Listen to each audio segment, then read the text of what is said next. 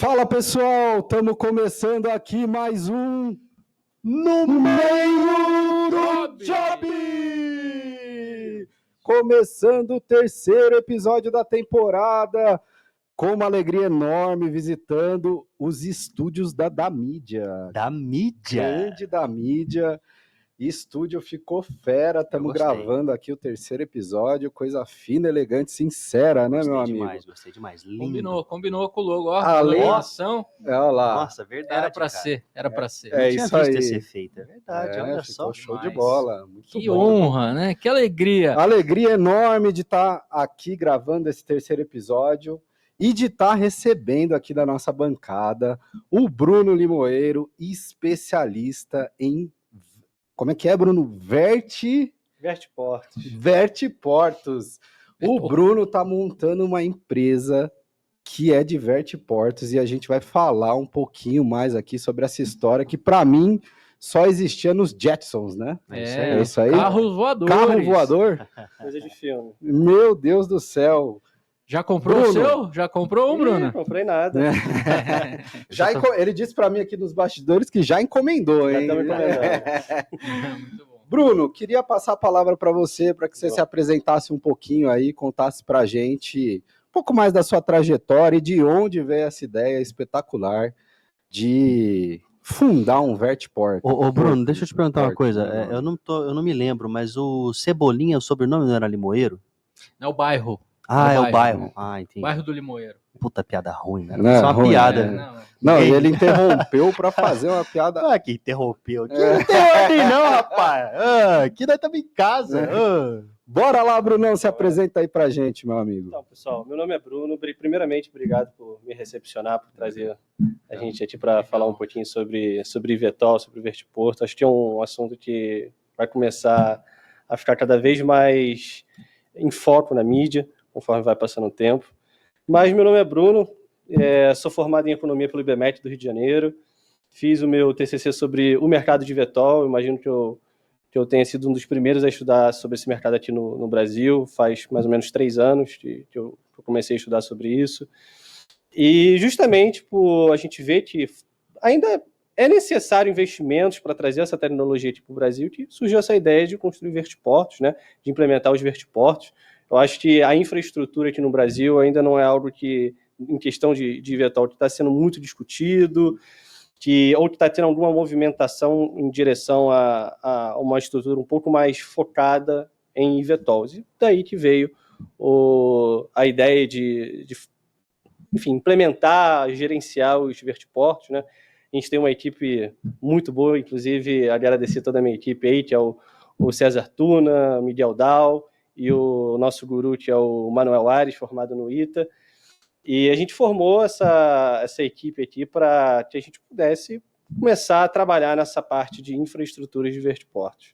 Mas essa é um pouquinho assim da minha trajetória. Eu trabalhei como analista financeiro antes de vir criar essa empresa. Trabalhei também numa consultoria para Open Finance, muito interessante.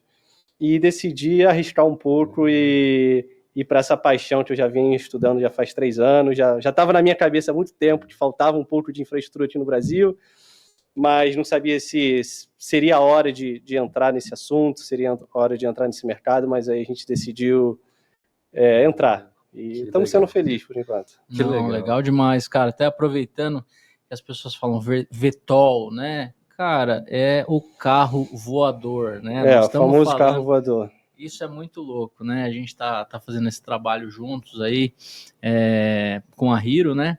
E quando a gente ficou sabendo, a gente falou, cara, que coisa futurista, que tal. E aí fizemos uma primeira reunião, de repente, no dia seguinte, já vejo uma notícia, né?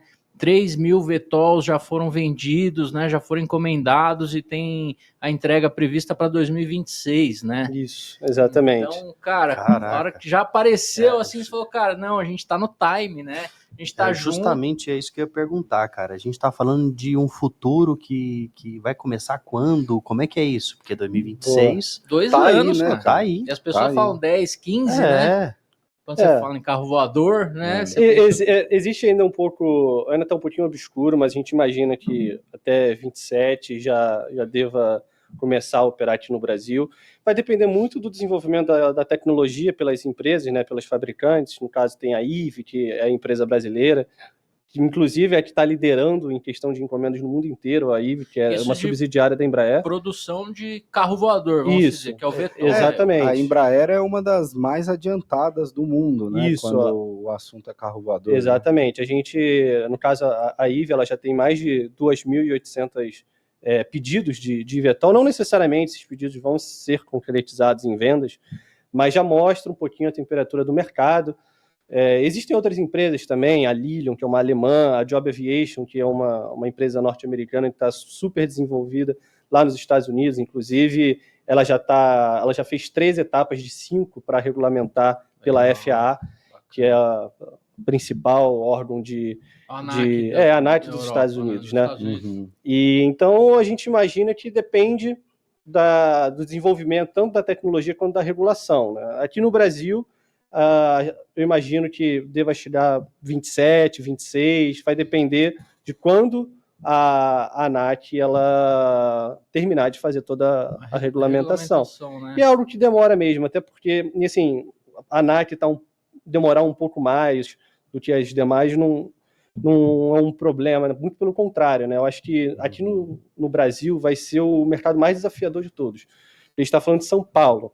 E São Paulo, não sei se vocês sabem, é o estado, a cidade que tem a maior concentração de helicópteros no mundo. Sim. Então, o espaço aéreo de São Paulo é o mais complicado, um dos mais complicados do mundo. É por isso que eu cheguei a tempo, porque eu vim de helicóptero. Exatamente. Cheguei no horário. Exato. Numa próxima você não se atrasaria, hein? Que foi, né, os meus amigos que me atrasaram.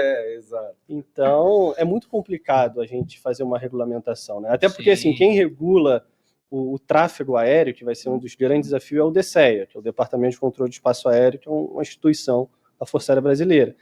Então, vai ser muito complicado a gente gerenciar avião comercial, né, que são de asas fixas, as asas rotativas, que são os helicópteros, aí vai vir um eVTOL, aí vai vir drone, porque já tem entregas de drone acontecendo no Brasil, e conforme a ANAC também vai regulamentando os drones, a presença vai ser cada vez maior, então é muito complicado você gerenciar tudo isso numa cidade como São Paulo. Por isso que eu imagino até que a ANAC, o DCE, vai demorar um pouco mais do que a FAA, a EASA, que é a da Europa, da Agência Europeia, né, para regulamentar aqui no Brasil. Mas isso é um ponto super positivo, assim, mostra o quanto a ANAC e as instituições estão preocupadas em trazer o eVTOL com segurança para o Brasil, porque esse é o principal ponto, tem que ter muita segurança para operar aqui em São Paulo. Eu vi muito isso, né, cara?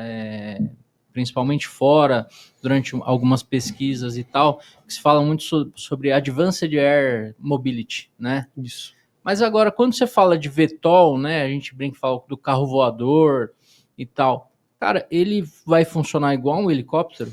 Ele é parecido. A quantos pés ele vai Eu acho que ele voar? vai... Então, ainda não tem muitas informações divulgadas, porque são informações sigilosas das fabricantes, né? As empresas ainda nem terminaram de fazer os testes dos seus protótipos, então tem certas informações que ainda vai demorar para sair, mas o eVTOL ele vai ser uma aeronave elétrica, a manutenção dela vai ser também bem mais barata do que o de um helicóptero, o custo com o combustível, que no caso é a energia, vai ser muito mais barato.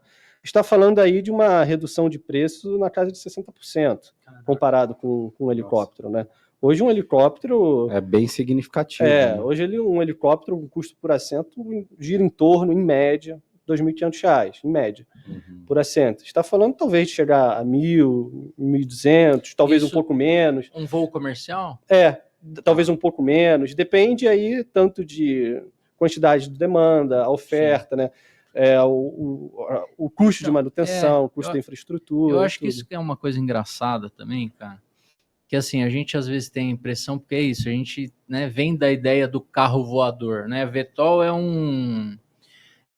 um nome mais técnico para coisa, né? E a gente vem dessa ideia do carro voador, né? De Volta para o Futuro e tal. E muito essa ideia de, cara, eu vou comprar um para mim ou não. Hoje em dia é a ideia que quem tem helicóptero, quem usa esse, vai ser uma substituição do helicóptero e não um automóvel, um veículo particular. Eu acho que não vai ser um veículo particular, até porque o preço ele ele é caro ainda, tá? Não é 10 milhões? Não. A gente está falando aí algumas informações de 3 milhões de dólares uma aeronave. Mas isso a gente está falando antes de começar a produção, né? Quando tiver a produção, vai ter, enfim, economia de escala, custo de aprendizagem, curva de aprendizagem, a tendência é que o preço caia. Mas ele ainda vai ser uma aeronave cara. O grande diferencial dele é que, na questão da operação, ele é muito mais barato. Então, ele vai dar um acesso muito maior do que o helicóptero. Hoje, o mercado de helicóptero é um mercado bem ou mal de luxo, porque os custos dele são muito caros. Assim como a aviação, em geral, já foi um mercado de luxo há 40 anos atrás. Hoje, você consegue, óbvio, ainda com um pouco de dificuldade, mas consegue fazer certas viagens de avião. Então, a tendência é que caia o preço, seja um pouco mais barato, gere uma demanda um pouco maior e ajude a melhorar a mobilidade urbana aqui em São Paulo e no mundo inteiro, no Brasil, né? Legal. Você acha que é mais esse lance, então, de comparar o VTOL com os helicópteros? Isso. São mercados mais parecidos. E Bruno, até pegando o gancho, né? Como que esse tipo de transporte ele vai revolucionar, né, o transporte nos centros urbanos, né? Porque a gente está falando hoje a cidade de São Paulo, muita gente já prefere transitar, aqueles, claro, que tem condições, né? Transitar de helicóptero é o maior tráfego aéreo do país, né? E se eu não me engano, da América Latina, né? Como que o carro voador, né, ele pode revolucionar, por exemplo, um problema tão caótico como o trânsito de São Paulo, né, e de outras metrópoles aí ao redor do mundo, que a gente sabe que trânsito não é exclusividade só de São Paulo, né? Sim. Qual que é a tua visão sobre isso, né? Porque, assim, eu acredito que para chegar no consumidor final, a gente ainda vai ter um tempo, né? Então, primeiro a gente vai ver os carros voadores como uma aviação comercial, como hoje é feito com os helicópteros, né? A gente tem muito mais comercial do que próprio, né? Então, como que você vê Eu gosto da isso? pergunta desse âncora, que ele é um parágrafo. Ele faz a pergunta e ele mesmo responde, você entende? O que você quer que ele responda agora? Você já fez... Quer que chama o tradutor aqui? Caramba! Tranquilo. Não, é uma pergunta super válida. Assim, eu imagino, o eVTOL, ele não vai resolver o problema de mobilidade no mundo. Assim, não vai, tá? Mas ele vai ajudar muito. Ele tem um potencial de ajudar muito. E a capacidade de ajuda vai depender de diversos fatores, desde o modelo de negócio que as empresas operadoras vão adotar, o custo das infraestruturas, onde essas infraestruturas vão estar localizadas. Então, é um conjunto de coisas, um conjunto de fatores que pode levar as passagens serem mais baratas, bem mais baratas do que um helicóptero, consequentemente, mais pessoas vão utilizar. Mas a ideia é que toda a jornada do passageiro, desde o momento que ele saia do trabalho, ele saia da casa dele, até a chegada no local de destino dele, seja significativamente mais rápida do que ele faria, por exemplo, usando um carro, tá? Por exemplo, você consegue chegar saindo da Berrini, por exemplo, e ir para Guarulhos, um caminho direto, chegar em 15 minutos. Está falando aí, isso às 6 horas da tarde, né? Então, 6 horas da noite. Então, assim, o de carro você demora 1h30, 1h15. Para ir para Se não estiver chovendo, se não não for véspera de feriado. Se tiver um tempo bom, né? Não tiver acidente. Exatamente. Mesma coisa, daqui para São Paulo para Campinas é 1h30, você vai pegar a estrada, tudo bem. Rodovia você anda um pouco mais rápido, então a tendência é que você não demore tanto, mas o eVTOL, mesmo assim, vai passar todos os semáforos, vai passar pedágio, e você consegue chegar no seu local bem mais rápido, talvez em meia hora. Tá? Então, o grande diferencial é esse, é você conseguir chegar no seu local de uma maneira muito rápida, de uma maneira segura, e é assim que a gente imagina que vai ajudar a mobilidade urbana. Eu acho que, cara, eu acho que é muito isso. A gente fica nessa ideia de carro voador e fica imaginando que assim, qualquer um vai poder comprar um, aí vamos ver como que faz para tirar a carta e tal. Eu acho que esse início, né, podemos chamar assim, do VTOL vai ser muito isso, né? Ele reduzindo os custos do helicóptero, né? e trazendo essa mobilidade de forma mais comercial. Porque se você for ver, cara, alguns anos atrás a Uber lançou o Ubercóptero, né? Sim. Não lembro se era esse nome, mas tinha um serviço, não sei como fazer para pegar, não tentei, mas disse que tinha. E eles já têm um projeto de VTOL, Sim, né? A sim. Uber já tem um projeto de VTOL.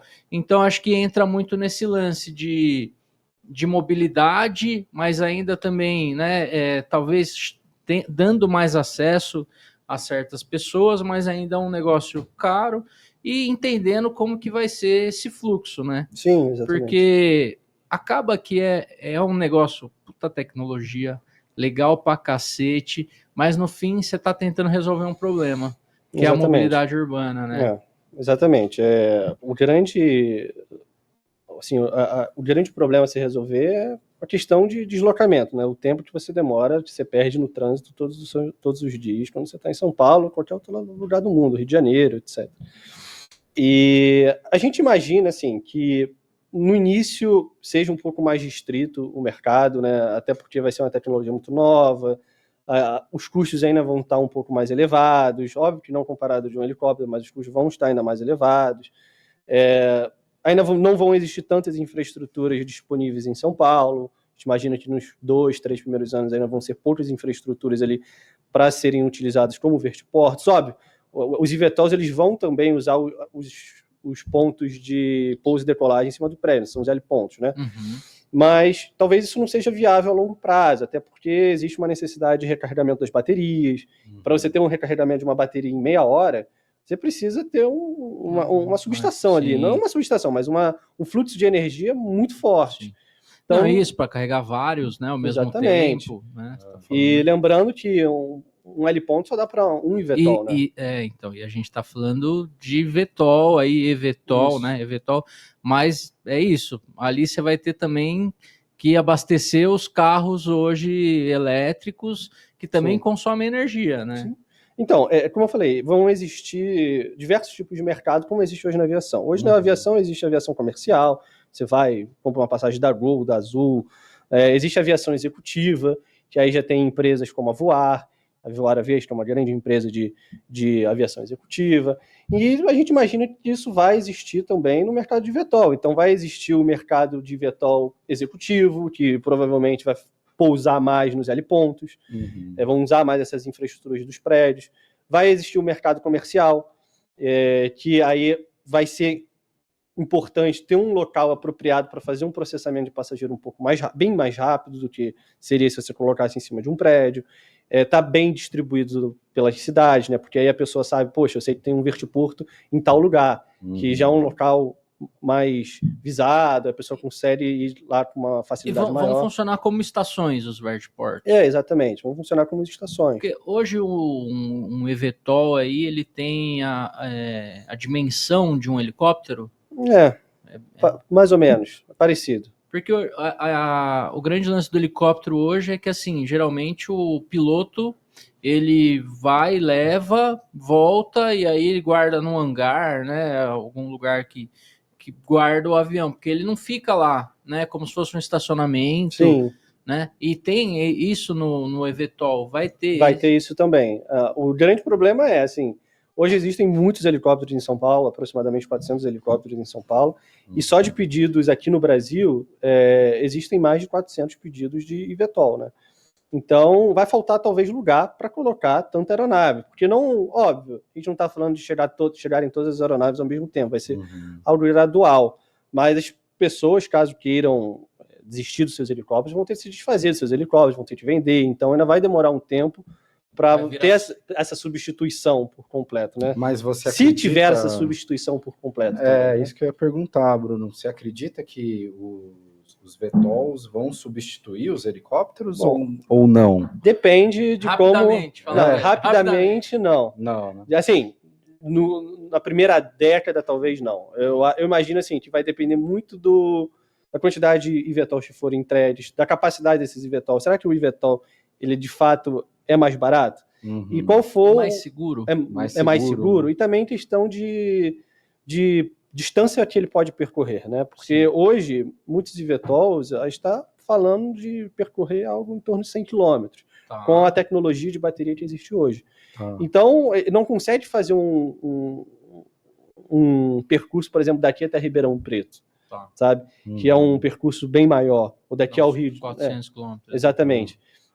Então, ainda vai existir mercado para os helicópteros. Mas é muito novo, né? Exatamente. Vai depender do desenvolvimento das baterias. Se as baterias tiverem um desenvolvimento acelerado, com maior duração, maior potência... Que isso é legal também, porque o mercado de automóveis também já está trabalhando nisso, né? Sim, inclusive tem muitas empresas de automóveis que investem nessas empresas fabricantes de eVTOL, né? Por exemplo, a Joby Aviation, que é essa americana, ela tem diversas empresas automotivas investindo nela. Legal.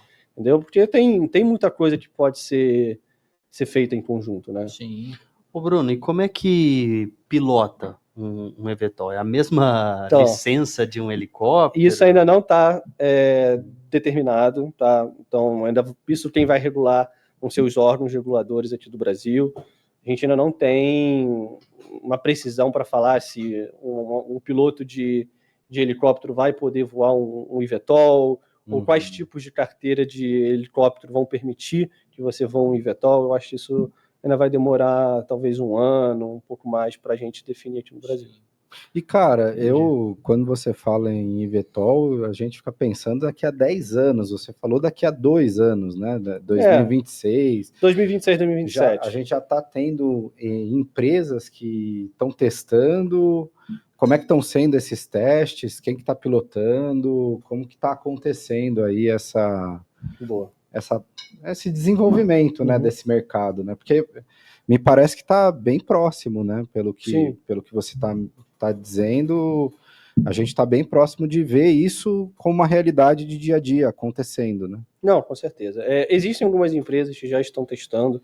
Existem muitas empresas de eVTOL atualmente, tá? São diversos modelos que estão sendo feitos. Existem alguns que estão tendo um diferencial, né? Como a Eve, como a Joby Aviation, a Lilium. São empresas que estão começando a testar, tá? Estão montando seus protótipos, ainda estão validando suas tecnologias, mas ainda vai demorar um tempinho para que se obtenha a certificação. A gente imagina que talvez, pelo que está sendo divulgado, a Joby Aviation fala em certificar esse ano ou no máximo ano que vem, né? Para já começar a operar em 25. E a ANAC, a FAA e a EASA, normalmente eles fazem acordos de intenção de certificação simultânea, né? Ou seja, se uma determinada aeronave é certificada pela FAA, ela já está automaticamente, né? Ou fica muito mais fácil você certificar aqui pela ANAC ou pela EASA. Então, tendo esse tipo de troca de informação, esse tipo de acordo, aí sim pode facilitar a entrada dos vertiportos, dos eVTOLs aqui no Brasil.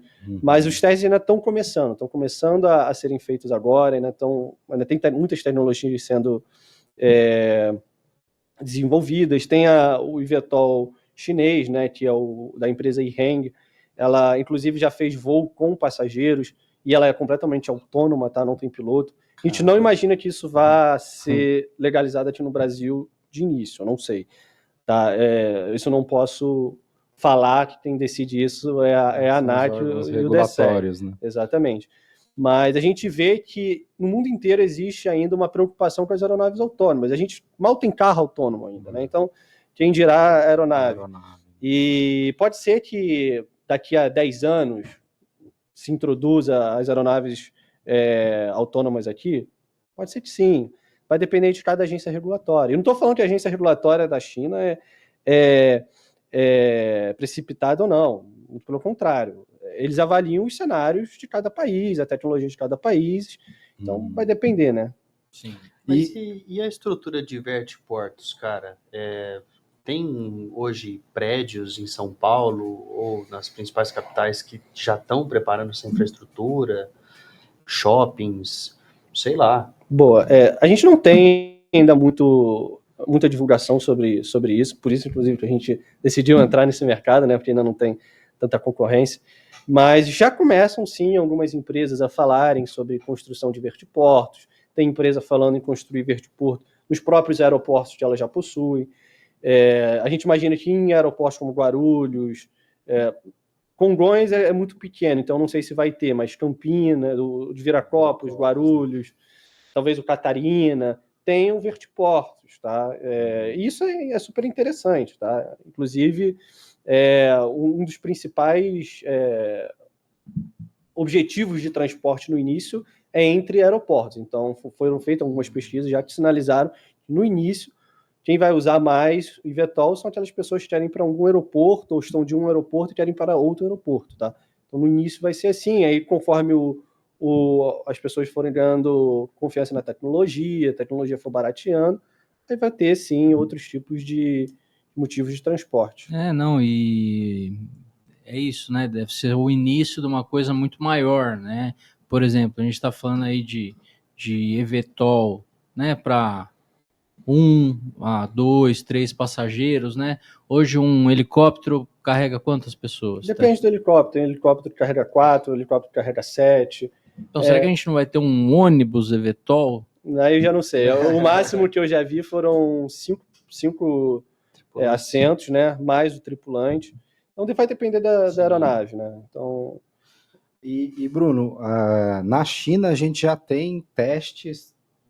Sim, já tem teste sendo feito, então a gente já tem os carros voadores transitando na China. Não, é o primeiro país ou não? Assim, testes estão sendo feitos no mundo inteiro, né? Tá. A China foi a que mais avançou nos testes com a empresa chinesa, a Yiheng, né?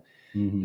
Mas não necessariamente isso significa que a China vai ser a primeira a implementar. Hoje tem Dubai, né? Os Emirados Árabes Unidos estão super avançados nisso. Inclusive, Job Aviation já fez acordo com os Emirados Árabes para operar lá. Tem a Skyport, que é uma empresa de vertiportos, também já sinalizou, inclusive já tem acordos com a cidade, o estado de Dubai, né? O estado, para a construção de vertiportos lá.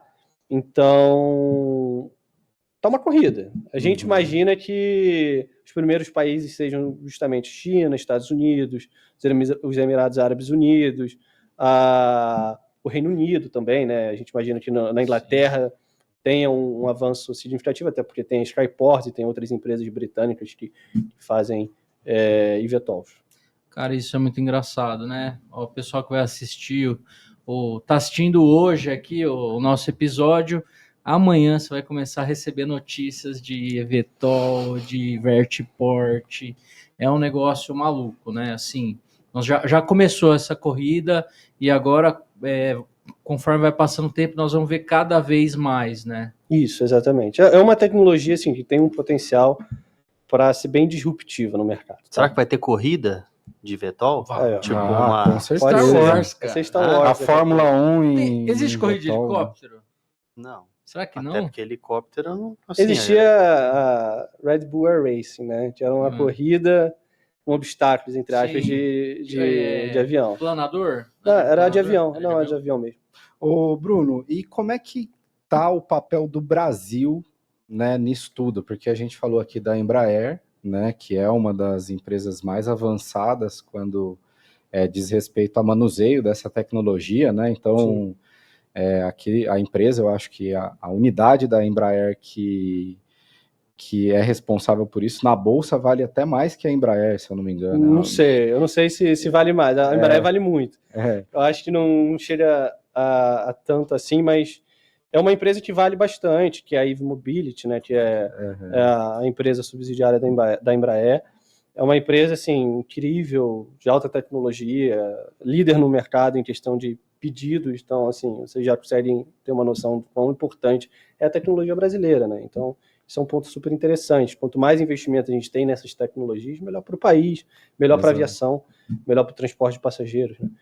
E o Brasil, assim, o Brasil está entre os melhores países na questão de desenvolvimento, mas ainda existem alguns pontos a serem melhorados, como, por exemplo, a questão de infraestrutura, a questão de regulação.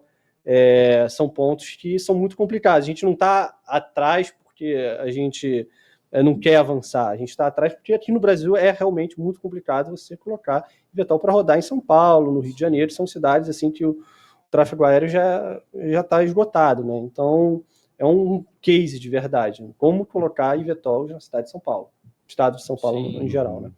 Então, por isso que a gente está ainda, talvez, um pouco atrás, quando comparado com os Estados Unidos, com a China e com Atrás em regulação Em mesmo, regulação, né? Porque tecnologia a gente... infraestrutura a gente está atrás, ainda não teve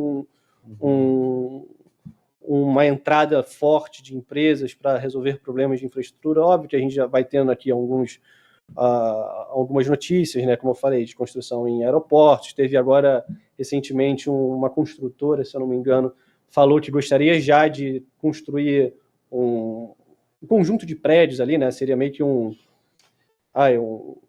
como é que fala?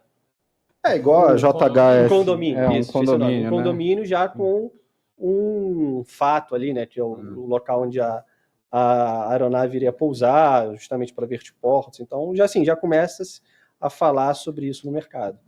Que legal. E assim, pela sua visão, você acha que a gente vai ver as primeiras aeronaves brasileiras transitando lá fora ou aqui? Bom, boa pergunta, Leandrão. Boa pergunta. Eu acho que no início... Então, aí depende. Porque depende de quando a IVE fizer a produção das suas aeronaves, né? Se ela começar a produzir depois, pode ser que comece aqui no Brasil mesmo, né? Até porque a gente tem muitos pedidos aqui no Brasil da aeronave da IVE. Então, pode ser que comece no Brasil, pode ser que comece nos Estados Unidos. Isso fica um pouco mais difícil de responder. De prever. Vai depender de quando a empresa, no caso a IVE, começar a produzir suas aeronaves. Até porque tem uma questão de regulação, né? Porque a IVE ela vai precisar fazer a regulação dela na FAA, por exemplo, lá FAA. Então, depende de quando forem aceitos. E, Bruno, a gente falou muito sobre os desafios de São Paulo, né? Você acredita que vai ser mais fácil, por exemplo, a gente regular outros estados onde a gente tem menos tráfego aéreo? Então, no Brasil, é possível que a gente veja primeiro no interior esse movimento do VTOL, ou em outros estados que não São Paulo, ou São Paulo está mais avançado nessa corrida, né? Então, você, por exemplo, está constituindo a empresa aqui em São Paulo, né? Então, na sua visão, aqui, falando internamente do nosso mercado, né? São Paulo seria o lugar onde a gente vai ver essa tecnologia primeiro, ou você acredita que em outros estados, por ter uma facilidade maior com relação a realmente malha aérea, tráfego aéreo, né? Eu imagino, assim, acho que fica um pouco difícil responder isso, mas a gente encara São Paulo como talvez a primeira cidade sim a receber os VTOLs, até pela grandiosidade que é São Paulo, em questão econômica, em questão de tamanho, questão de infraestrutura. Bem ou mal, aqui a infraestrutura ela já é mais desenvolvida do que em outros locais, e pode ser que a operação do eVTOL no início seja parecida com a de um helicóptero, sendo limitada ao que o helicóptero pode fazer. Tá? Acho que um grande problema é como que as aeronaves vão se comunicar, né? Porque a IVE, a Embraer, né, está desenvolvendo um software de controle de tráfego aéreo justamente que possa conectar tanto um helicóptero quanto um eVTOL, que eles consigam se ver e não ter nenhum tipo de acidente. Então esse também vai ser um dos grandes problemas. O problema não é só a questão da infraestrutura ou questão só do tráfego aéreo, né? A questão de uma comunicação entre as aeronaves, para saber se vai bater, não vai bater, a aeronave está perto, qual vai ser o desvio. Qual que é a altura, né? Exatamente. Que vai voar. Qual vai ser a altura que as aeronaves vão voar, quais vão ser as rotas que elas vão ter que seguir. Bem ou mal, são pontos assim, super importantes, né? O tráfego aéreo é um ponto crucial para a implementação de eVTOL aqui no Brasil. Ô Bruno, as montadoras já estão olhando para isso? Quem que é o mercado hoje que está investindo nisso? Na compra das tanto aeronaves? Das aeronaves quanto dos vertiportos, né? As construtoras, quem é que está investindo nisso? Bom, atualmente, assim, lá fora, né, são empresas focadas em construção de vertiportos, então são empresas que estão sendo criadas mesmo para implementação, construção, gestão de vertiportos.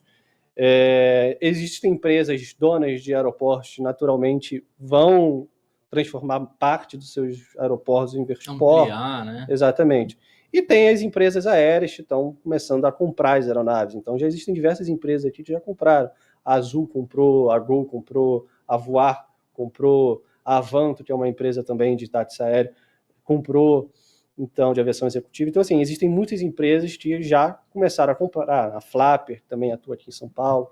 Então, elas vão ser as grandes operadoras de VTOL. Pode ser que a Uber opere também, então, mas aí ela vai ter de se sujeitar às regulamentações da PCI da ANAC. E nenhuma grande montadora de carros ainda entrou nessa aqui no Brasil, jogada. Não. Essas concessionárias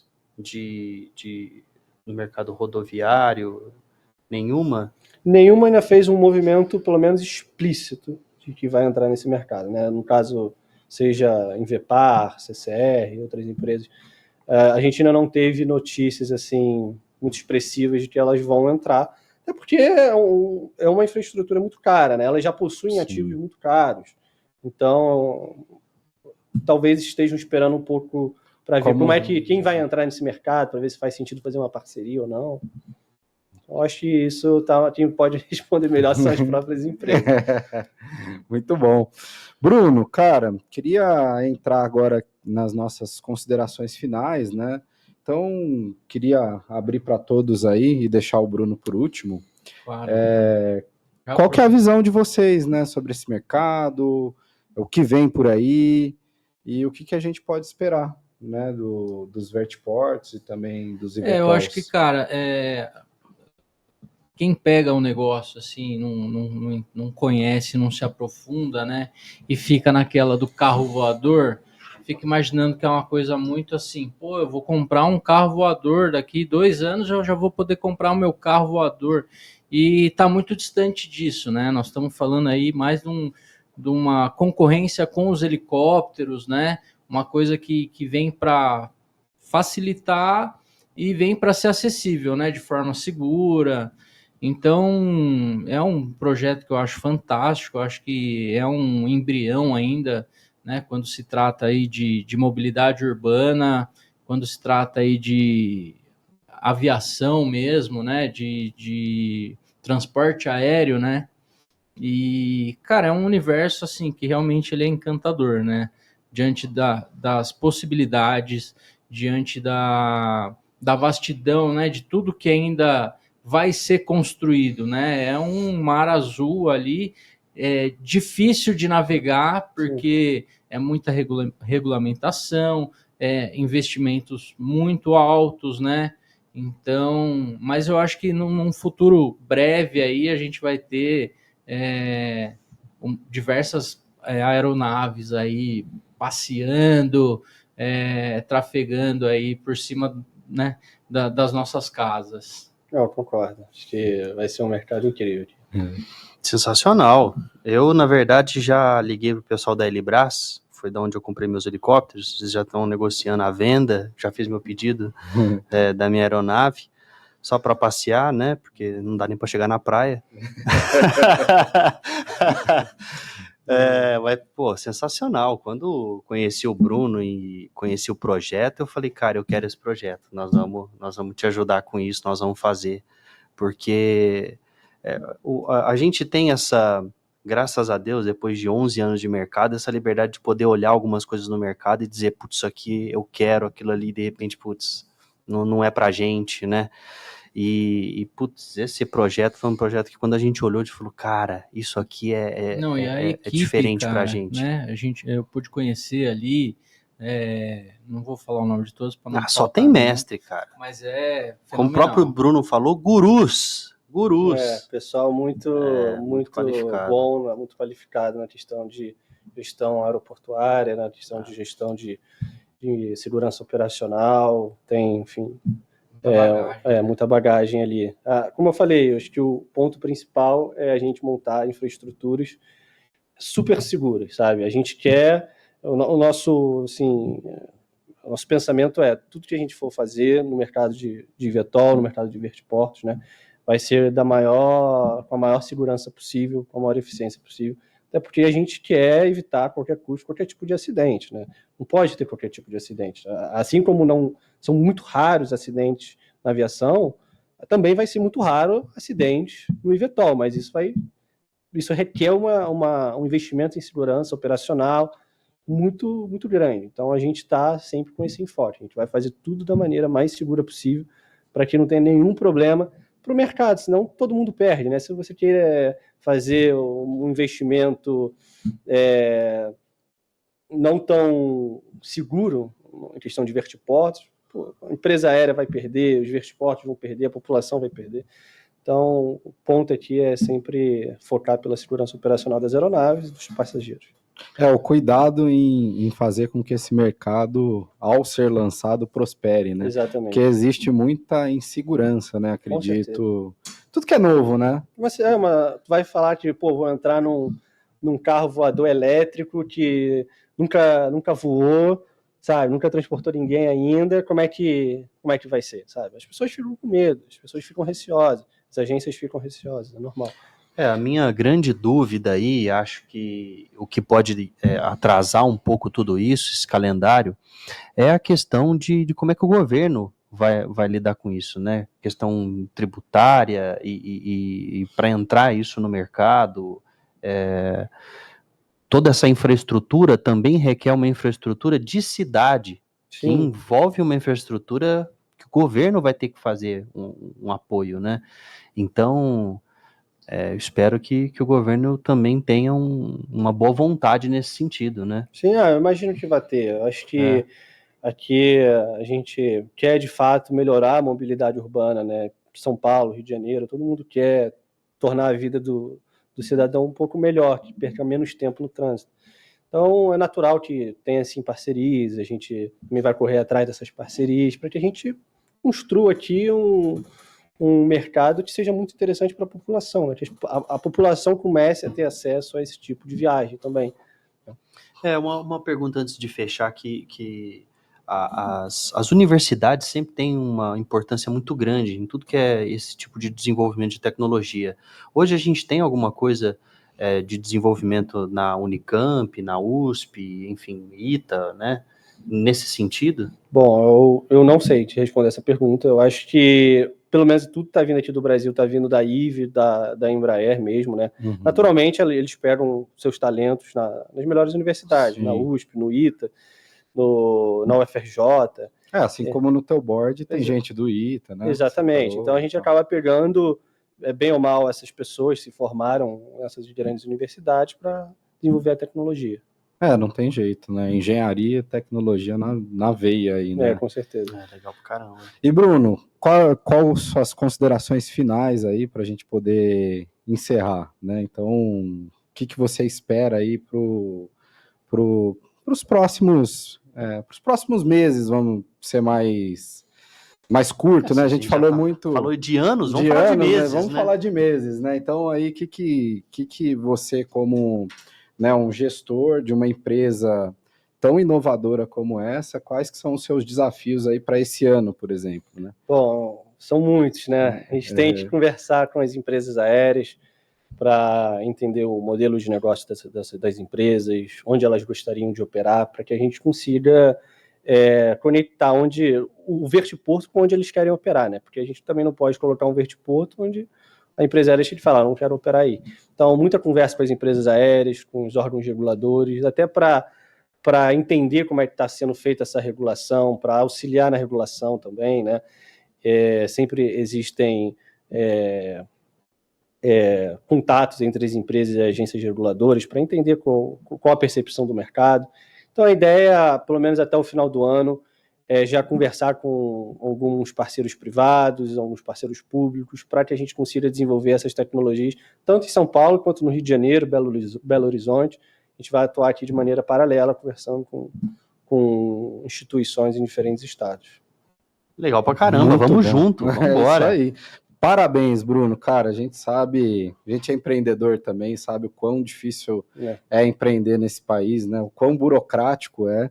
E imagino que para você ainda mais, que está criando, né, um negócio totalmente disruptivo. Que trabalhando não existe, na vanguarda. Né? Exato, na vanguarda da inovação. Parabéns. Obrigado pela iniciativa e vamos junto, é isso aí. Obrigado. Vai ter muito sucesso. Se Deus quiser. E logo estamos lançando a marca aí, né? Com certeza. E vocês vão ver, o Brasil Great times are coming. O Brasil vai ser um dos grandes líderes disso. Eu não tenho dúvida. O Brasil tem capacidade tecnológica, tem pessoas muito bem instruídas, que gostam de trabalhar, e eu tenho certeza que o Brasil vai ser um grande case de sucesso no mundo inteiro. Todo mundo vai olhar para o Brasil em questão de Ivetal e falar, esse país deu certo com o Ivetal. Tenho certeza disso. Sensacional. Muito bom. Bruno, muito obrigado pela participação. Eu que agradeço. Um prazer te receber aqui, você compartilhar toda essa história e esse mercado que deixa a gente imaginando várias coisas, né? Cabelo em pé, né? Vai ser esse negócio. Eu já estou imaginando... O Leandro não tem muito. Eu já estou imaginando os Jetsons lá, chegando na minha sacada ali, com o meu carro, descendo. Mas muito legal. Valeu, Bruno. Obrigado pela participação. Pergunta pro Ale o que ele acha. Eu nunca vi isso, cara. A gente gravar um podcast, o cara sai, cara. O cara tem um piriri, sei lá o que é isso. Sério, eu não ia falar, mas, cara, é impressionante. Olha que eu já gravei podcast pra caramba, hein? Eu nunca fiz isso. Foi a primeira, nunca. Né? 2, 3 horas de podcast. O cara não aguentou. Brincadeira, cara. Inédito. Muito bom. Gente... Para esse e outros conteúdos, acesse o nosso canal do YouTube, acesse o No Meio do Job no Spotify, salve, né, o No Meio do Job aí nas suas notificações. Comente, compartilhe. Comente, ative o sininho lá, para toda vez que tiver novidade, você receber aí os nossos episódios em primeira mão. Estamos de volta. Isso é só o começo. Isso é só o começo. Mais legal do que nunca. Numa nova sede, fina. Obrigado da mídia, da rede. Estúdio da mídia. Foi muito Cássius, bom, muito legal. Cássius, galera aí Rafael do Bigode. E é isso, gente. Valeu. Esse foi mais um No Meio do Job. Valeu, até a próxima.